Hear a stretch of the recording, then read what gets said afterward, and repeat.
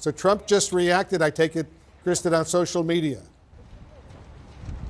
Yeah, he just posted, and before I read it, I do want to note one thing. I talked to members of his team and to some of his allies who all said the same thing. They were extremely pleased currently with this decision. Now, that was twofold. One, because they wanted to present their immunity argument. Even though many of his advisors and allies actually don't believe that this is going to hold up in court, they were happy to get to present it. But the other part of this is that delay. They believe that now it is very, very likely that they are going to delay this past the November election, which is, of course, what their goal has been all along. So this is what Donald Trump posted on social media. And I just towed it down. Give me one sec to pull it back up for you. Okay.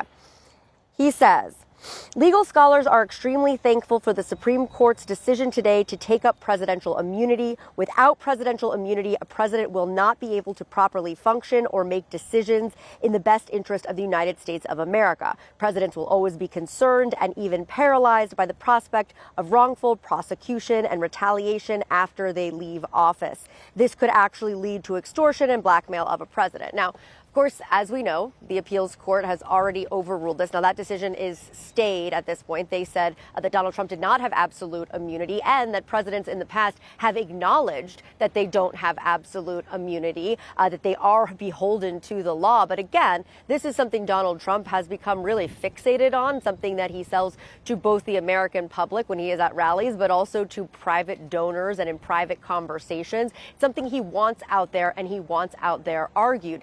And again, the even bigger part of all of this, Wolf, is that trial date. What they have been hoping for all of this was that these trials would get pushed back after the election. Now, of course, there's a chance Donald Trump doesn't win, and then they have to address that then.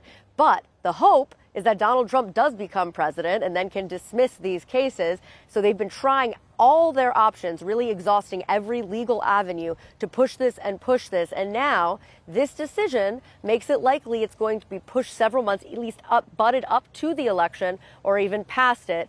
Good news for the former president. Yeah, potentially very good news for Trump indeed. Kristen, thank you very much. Stand by. We'll get back to you.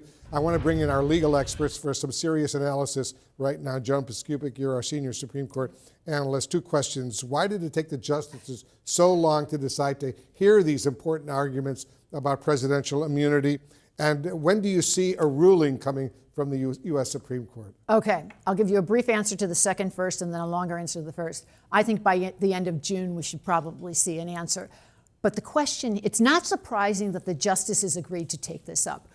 I thought they'd want to have the last word on it because it's such a big question of presidential immunity. The D.C. Circuit opinion was very sound. There were some arguments for just leaving it in place. And the fact that it took them about 2 weeks to even decide what to do suggests that there was some dissension behind the scenes, that there was enough people there, a number of justices who thought, let's not engage on this, because they've put it on an expedited schedule to hear it the week of April 22nd. But every day counts when you're talking about briefing. If the justices were going to do that from the start, they should have done it 2 weeks ago when they had all the filings in. As I said, it suggests that there was some trouble there.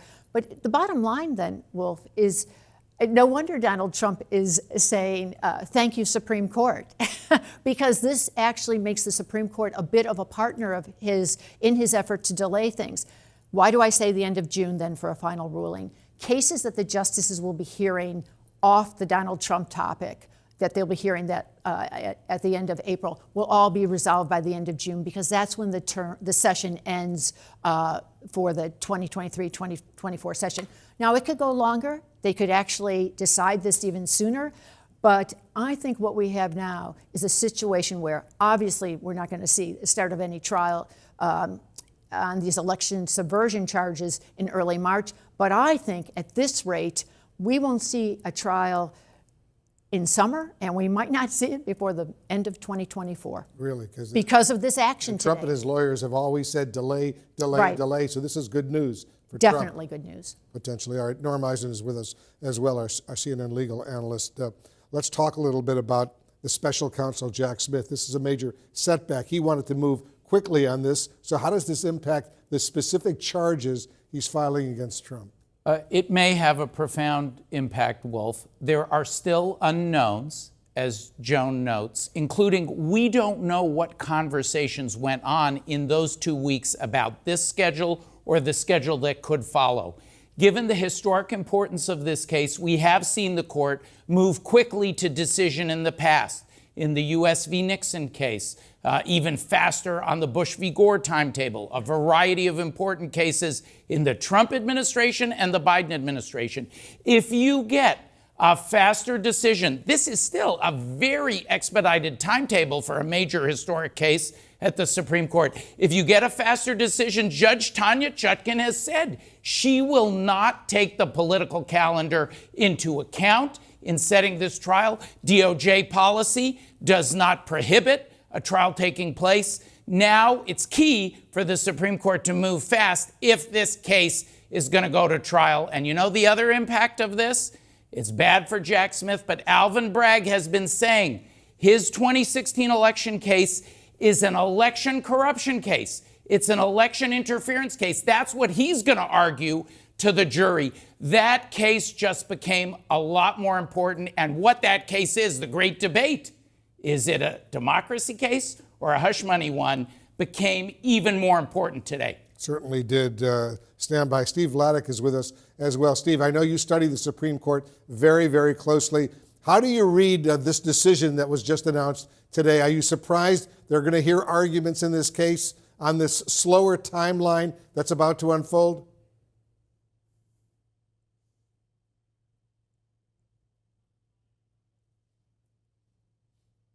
Steve, we got a technical issue. We're going to get back to you. It's a serious situation. Joan, maybe you can answer that sorry, question. Wolf. Oh, wait a minute. I think we hear Steve. Steve, All right, try Steve, again. Steve, are I'm you sorry there about now? that. So, Wolf, it's the wonders of modern technology. We had always thought that there was a chance that the court was going to take this case up on an expedited basis. We had always thought it would consider treating President Trump's application as an appeal. I think Joan's right. The surprise is only that it took the better part of 2 weeks for the court to get to this result. And Wolf, what that suggests is that there was an effort over the last 2 weeks within the court to find some kind of conclusive resolution that didn't require the court to give it the full process. Maybe there were 4 votes for that resolution, but there weren't 5 or 6. And so I think the real tea leaf here is that there are a couple of justices in the middle, maybe a Justice Brett Kavanaugh, maybe a Justice Amy Coney Barrett, who might not be sympathetic to former President Trump's immunity claim, but wanted the full court to have the opportunity to receive briefing and argument. And Wolf, just really quickly on the timing point, yes, this is not as fast as a lot of people would want.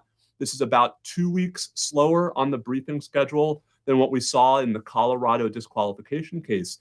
At least by historical standards, this is still pretty fast for the U.S. Supreme Court. That's not going to satisfy those who are worried about the delay this is going to bake in now to the January 6th prosecution. That's a fair reaction. But if we look at the court historically, this is still the court moving much faster than President Trump had asked it to, and than it at least theoretically could have.